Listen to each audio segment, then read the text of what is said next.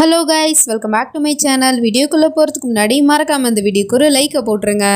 Last பாட்டில் நம்ம psycho ஹீரோவோட உயிரை ஹீரோயினி காப்பாற்றிருப்பா. அப்படியே ரெண்டு பேரும் ஒருத்தர் பார்த்துட்டு இருக்காங்க. அதுக்கப்புறம் பார்த்தா மேலே நின்னவங்க பூவை வேற தட்டி விட்டுருவாங்க போல். அதுவும் அவங்க மேலே விழுந்துக்கிட்டு இருக்கு. ஸோ அப்படி இவங்க ரெண்டு பேரும் பார்த்துட்டு இருக்கும் போது அங்கே அந்த மாமியாரும் ரெண்டாவது பொண்டாட்டியும் வந்துடுறாங்க. ஓம்கார் அப்படின்னு சொல்லிட்டு அவங்க சத்தம் போட்டதுக்கு அப்புறமா தான் இவன் இந்த மாதிரி அவளை பார்த்துட்டு இருக்கோம் அப்படின்னே தெரியுது. டக்குன்னு எழுந்திரிச்சிடறான். அதுக்கப்புறம் அந்த அம்மாவோ மயிரா கிட்ட போயிட்டு சொல்லிட்டு இருக்கு, எனக்கு உன்னை கண்டாலே பிடிக்காது, ஆனால் இன்னைக்கு நீ என்னோட பையனோட உயிரை காப்பாற்றிருக்க, அதுக்காக நான் உனக்கு ஏதாவது கொடுத்தே ஆகணும் அப்படின்னு சொல்லிட்டு கழுத்தில் கிடக்கிற மாலையை எடுத்து அவளோட கையில் கொடுத்துக்கிட்டு இருக்கு. இதை வாங்கிக்கோ, நீ வாழ்நாள் ஃபுல்லாகவும் வேலை பார்த்து சம்பாரிச்சாலும் இந்த மாதிரி ஒரு மாலை உன்னால் வாங்கவே முடியாது அப்படிங்கிற மாதிரி திமிரா சொல்லிட்டு போயிட்டு இருக்கு. இதில் அவள் டென்ஷன் ஆகிட்டு அப்படி போகும்போது அந்த அம்மாவோட தலையிலே திரும்ப அந்த மாலையை தூக்கி வீசிடுறா. அவங்க கழுத்திலே போய் விழுந்துக்குது. என்னடி உனக்கு திமிரா அப்படின்னு கேட்டால் அவங்க ஆமா என்னால் இதை வாங்க முடியாதான், ஆனால் எனக்கு ஒரு விஷயம் சொல்லுங்க, உங்கள் பையனோட உயிருக்கு இவ்வளோதான் மதிப்பா, இதை போயிட்டு கொடுத்து உங்கள் பையனோட உயிருக்கு சரி கட்ட பார்க்குறீங்களா? எனிவே எனக்கு இதெல்லாம் தேவையில்லை அப்படிங்கிற மாதிரி சொல்லிட்டு அதை கொடுத்துட்டு அங்கேருந்து கிளம்பி போயிடுறா. இப்போ கொஞ்ச நேரம் கழிச்சு நம்ம ஹீரோவோ அந்த பக்கமாக போயிட்டு இருக்கான். அப்போ பார்த்தா கால் ஸ்லிப் ஆகி அவனுமே கீழே விழ போகிறான். ஏன்னா அந்த இடத்துல ஒரு பவுட்ரு தான் இருக்குது. அதை ஸ்மெல் பண்ணி பார்க்குறான். கரெக்டாக கொஞ்சம் நேரத்துக்கு முன்னாடி நம்ம ஹீரோயினி பக்கத்தில் நெருக்கமாக இருந்தான் இல்லையா, அப்போ அவகிட்டேருந்து இதே பவுட்ரு ஸ்மெல்லு தான் வந்திருக்கும். ஸோ அதனால் இந்த வேலையை பார்த்தது மயிரா தான், அவள் தான் என்னை கொல்ல பார்த்துருக்கலா அப்படிங்கிற மாதிரி சொல்லிட்டு சந்தேகப்பட்டுட்டு இருக்கான். ஆனால் இந்த பக்கம் நம்ம ஹீரோயினியோ நான் பையனோட உயிரை காப்பாற்றினதுக்கு நன்றி சொன்னாலே போதும், அதை சொல்கிறத விட்டுட்டு தேவையில்லாமல் அவங்க என்கிட்ட பணத்துமுறை காட்டிக்கிட்டு இருக்காங்களா அப்படிங்கிற மாதிரி சொல்லிட்டு கோப்பிட்டு இருக்கா. அப்போ கரெக்டாக அந்த இடத்துக்கு ஓம்காரும் அவளை பிடிச்சி வச்சுக்கிட்டு கேட்டுக்கிட்டு இருக்கான், எதுக்குடி நீ இப்படி பண்ண, நீ தானே என்ன கொல்ல ட்ரை பண்ண, அப்புறம் எதுக்காக என்னை காப்பாற்ற வர மாதிரி ட்ராமா போட்டுட்டு இருக்க அப்படின்னு கேட்டா இவளுக்கு ஒன்றும் புரியல. நான் எதுக்காக உங்களை கொல்லணும் அப்படின்னு கேட்டுட்டு இருக்கா. போது நிறுத்து, நீ தான் இதை பண்ணன்னு எனக்கு நல்லாவே தெரியும் அப்படிங்கிற மாதிரி சொல்லிட்டு அவன் இங்கிருந்து கிளம்பி போயிடுறான். இவளுக்கு ஒன்றும் புரியாமல் முழிச்சிக்கிட்டு இருக்கா.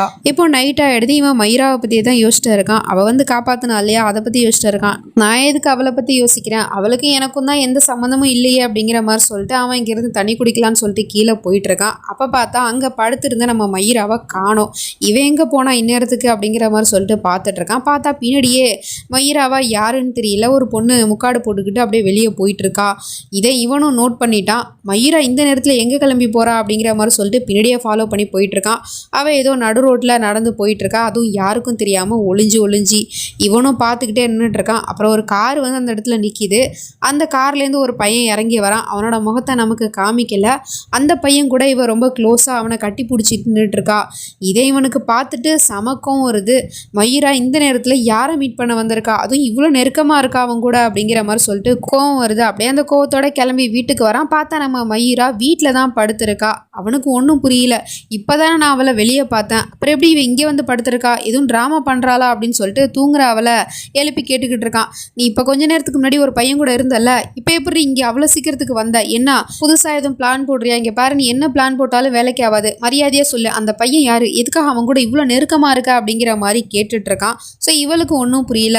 நான் எங்கேயுமே போலையே, நான் எந்த பையனை பார்க்க போனேன், நான் இங்கே தானே வீட்டில் தூங்கிட்டு இருந்தேன் அப்படிங்கிற மாதிரி சொன்னால் இவனுக்கு கோவம் வந்துக்கிட்டே இருக்குது. மரியாதையாக அந்த பையன் யாருங்கிறத சொல்லு அப்படிங்கிற மாதிரி சொல்லிட்டு கேட்டுட்டு இருக்கவும் அவளும் இதை பார்த்துட்டு புரிஞ்சுக்கிட்டு டக்குன்னு பிளேட்டை மாற்றி பேசிகிட்டு இருக்கா. அவனை வெறுப்பேற்றணும் அப்படிங்கிறதுக்காக. ஆமாம், நான் இங்கேருந்து கிளம்பி ஒரு பையனை பார்க்கறதுக்காக தான் போனேன். அப்புறம் நான் யாரை போய் பார்த்தா உங்களுக்கு என்ன, நீங்கள் இவ்வளோ டென்ஷன் ஆகுறீங்க, எனக்கு ஒன்றும் புரியலையே, நீங்கள் தான் என்ன ரொம்ப வெறுக்கிறேன்னு சொன்னீங்கல்ல, அப்போது நான் எங்கே போனால் யாரு கூட இருந்தால் உங்களுக்கு என்ன கவலை, ஒருவேளை நீங்கள் என்ன காதலிக்கிறீங்களா அப்படிங்கிற மாதிரி சொல்லிட்டு கேட்டுட்டு இருக்கா. அவனுக்கு கோவம் அங்கேருந்து கிளம்பி போயிடுறான். பட் இவளுக்கு ஒன்றும் புரியல.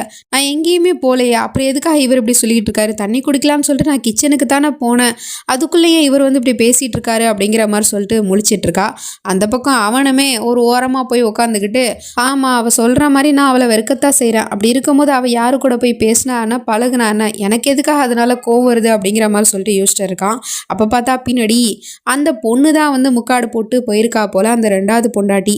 அப்போ அவளுக்கு ஏற்கனவே ஒரு பாய் ஃப்ரெண்ட் இருக்கான் போல். அந்த பாய் ஃப்ரெண்டை தான் சீக்ரெட்டாக போயிட்டு மீட் பண்ணிட்டு வந்துட்டு இருக்கா போல். இது இவனுக்கு தெரியல.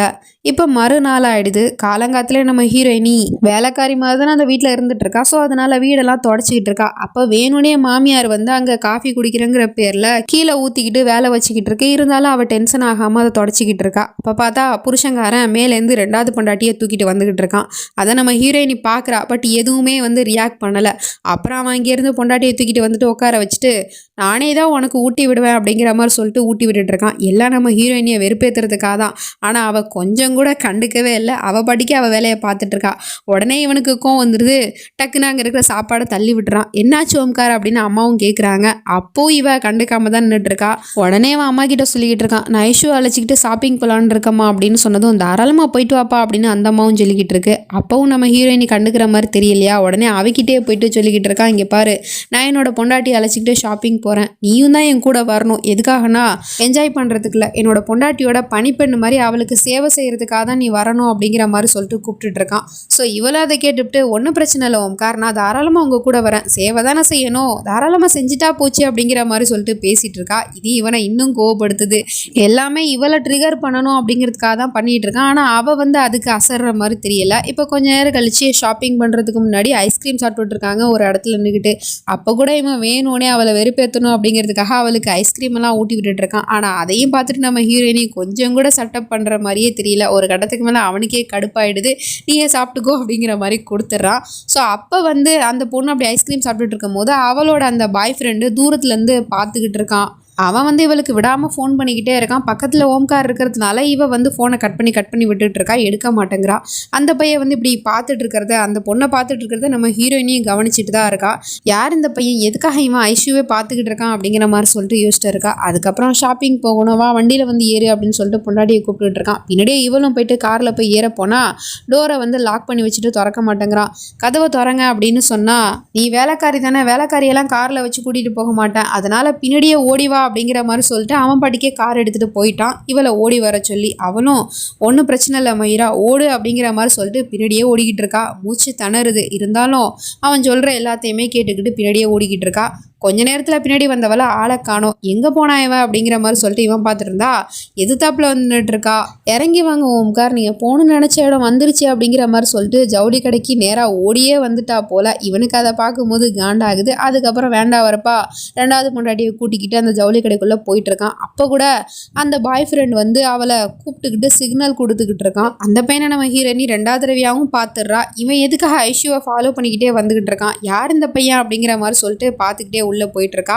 அப்புறம் உட்காந்து சாரியை செலக்ட் பண்ணிக்கிட்டு இருக்காங்க. அப்போ கூட இவன் வேண்டா வரப்பா தான் பொண்டாட்டிக்கு ஒரு சாரியை எடுத்து கொடுத்துக்கிட்டு இருக்கான். ஸோ இதெல்லாம் நம்ம ஹீரோயினி நோட் பண்ணிக்கிட்டு தான் நின்றுட்டு இருக்கா. அப்போது அந்த பொண்ணுக்கு மெசேஜ் வருது, இந்த மாதிரி பாய் ஃப்ரெண்டு தனியாக கூப்பிடுறான் போல், அதனால் நான் போயிட்டு சேஞ்ச் பண்ணி பார்த்துட்டு வரேன் அப்படிங்கிற மாதிரி சொல்லிட்டு அவன் இங்கேருந்து கிளம்பி போயிடுறா. இப்போ அவங்ககிட்ட கூல்ட்ரிங்க்ஸை கொடுத்து இதை குடிங்க ஓம்கார், நீங்கள் என்னை வெறுப்பேற்றணும் அப்படிங்கிறதுக்காக தானே இதெல்லாம் பண்ணிக்கிட்டு இருக்கீங்க, அது நல்லாவே தெரியுது, பச்சையாக தெரியுது, இன்னும் அதிகமாக நிறைய பண்ணணும்னு யோசிச்சு வச்சுருப்பீங்கல்ல, அதுக்கெல்லாம் தெம்பு வேணும்ல, ஸோ இதை குடிச்சிட்டு ஸ்ட்ராங்காக யோசிங்க அப்படிங்கிற மாதிரி சொல்லிவிட்டு கிண்டல் பண்ணிட்டு இருக்கா. இவனுக்கோ டென்ஷன் ஆகுது. இந்த பொண்ணை பாய் ஃப்ரெண்டை மீட் பண்ணுறதுக்காக வந்திருக்கா. அவனுமே கேட்குறான், என்ன எதுக்காக இங்கே கூப்பிட்ட, என்ன விஷயம் அப்படின்னு கேட்டா அவன் ஏதோ ஒரு பிளானை பற்றி சொல்லிக்கிட்டு இருக்கா. அது என்ன அப்படிங்கிறது நமக்கு கேட்கல. அதே சமயம் இந்த பக்கம் நம்ம ஹீரோயினி அந்த பக்கமாக நடந்து போயிட்டு இருக்கும் போது அவளை வந்து அங்கே வேலை பார்க்குறவங்க ஸ்டாப் பண்ணி, நீங்கள் வெளியே போங்க, இந்த கடைக்குள்ளே நீங்கள் இருக்கக்கூடாது அப்படிங்கிற மாதிரி சொல்லிட்டு துரத்தி விட்டுட்டு இருக்காங்க. ஆனால் ஏன் நான் எதுக்காக வெளியே போகணும் அப்படின்னு கேட்டுட்டு இருக்கா. இங்கே பாருங்கள், நீங்கள் இங்கே இருந்தீங்க அப்படின்னா எங்களோட கஸ்டமர்ஸ் பயப்படுவாங்க, அதனால இங்கே வியாபாரம் பாதிக்கும், அதனால தான் சொல்கிறோம் இங்கேருந்து கிளம்பி போங்க அப்படின்னு சொன்னால், இல்லை எனக்கு புரியலை, எதை மீன் பண்ணி சொல்கிறீங்க அப்படின்னு கேட்டால், உங்களோட முகத்தை நீங்கள் கண்ணாடியில் பார்க்கலையா, இவ்வளோ அசிங்கமான முகத்தை வச்சுட்டு கடைக்குள்ளே வந்துக்கிட்டு இருக்கீங்க, உங்களோட முகத்தை பார்த்துட்டு உள்ளே எந்த ஒரு கஸ்டமர்ஸும் வரமாட்டாங்க, அப்புறம் எங்களோட பிஸ்னஸ் தான் பாதிக்கும் அப்படிங்கிற மாதிரி சொல்லிட்டு அவளை ரொம்பவே அவமானப்படுத்தி பேசிகிட்டு இருக்காங்க. இதெல்லாம் பார்த்துட்டு புருஷங்காரன் சிரிச்சுக்கிட்டு இருக்கான், உனக்கு இது தேவைதாண்டி அப்படிங்கிற மாதிரி சொல்லிட்டு. அப்போ இவளோ எந்த பதிலும் சொல்லாமல் அங்கே இருந்து போயிடுறா. அதுக்குள்ளே இங்கே இவங்க 2 பேருமே பிளான் போட்டு முடிச்சிட்டாங்க போல். அப்போ பார்த்தா திடீர்னு ஏதோ சத்தம் கேட்குது. என்ன சத்தம் அது அப்படிங்கிற மாதிரி சொல்லிட்டு மொத்த பேரும் வாசலில் வந்து பார்க்குறாங்க. பார்த்தா நம்ம ஹீரோயின் தான் அந்த கடையோட போர்டை வந்து கீழே போட்டு உடச்சி வச்சிருக்கா. ஏன் இப்படி பண்ணுறீங்க மேடம் அப்படின்னு கேட்டால், ஏன்னா நீங்கள் உங்களோட கஸ்டமர்ஸ் கிட்ட பொய் சொல்லி தான் இங்கே போர்டு வச்சுருக்கீங்க, அதனால தான் நான் அதை உடைச்சேன் அப்படிங்கிற மாதிரி சொல்லிட்டு இருக்கா. அப்படியே நாங்கள் பொய் சொல்லிட்டோம் அப்படின்னு கேட்டால், இதில் நீங்கள் என்ன போட்டிருக்கீங்க, இந்த கடைக்கு அனைவரும் வாங்கினு தானே போட்டிருக்கீங்க, அப்படி இருக்கும்போது நான் மட்டும் உள்ளே வந்தால் உங்களுக்கு பிரச்சனையா, காரணம் என்னோட முகம் இப்படி இருக்கிறத நினச்சி நான் தானே கவலைப்படணும், நான் தானே வருத்தப்படணும். அதனால உங்களுக்கு என்ன பிரச்சனை, உங்கள் கஸ்டமர்ஸ்க்கு என்ன பிரச்சனை, நான் இந்த கடைக்குள்ளே வரதுனால உங்களோட வியாபாரம் பாதிக்குதா, இது என்ன லாஜிக் இருக்குது? அது மட்டும் இல்லாமல் என்னோட இந்த முகம் இப்படி ஆனதுக்கு நான் ஒன்றும் காரணம் இல்லையே, என் முகத்தை இப்படி சிதைச்சது இவர் தான், என் முகத்தில் குறை இருக்குங்கிறத கண்டுபிடிச்சிங்களே, இங்கே பல பேரோட மனசுலேயே குறை இருக்குது, அவங்க மட்டும் இந்த கடைக்குள்ளே வரலாமா, தப்பே பண்ணாத எனக்கு எதுக்கு இந்த தண்டனை அப்படிங்கிற மாதிரி சொல்லிட்டு கேட்டுட்டு இருக்கா. ஸோ இவ பேசுறதெல்லாம் பார்த்துட்டு அங்கே இருக்கிற மக்களுக்கெல்லாம் நியாயமாக தான் படுது. அதனால எல்லாருமே கைத்தட்டி ஆதரவாக நின்றுட்டு இருக்காங்க. ஸோ இதை பார்த்துட்டு அந்த கடைக்கார பொண்ணுமே நம்ம ஹீரோயினி கிட்ட சாரி கேட்டுட்டு இருக்கா, எங்களை மன்னிச்சிருங்க அப்படிங்கிற மாதிரி சொல்லிட்டு. அதுக்கப்புறம் இவனும் கோவப்பட்டு வாங்க இங்கேருந்து கிளம்பலாம் அப்படிங்கிற மாதிரி சொல்லிட்டு கூட்டிகிட்டு போயிட்டு இருக்கான்.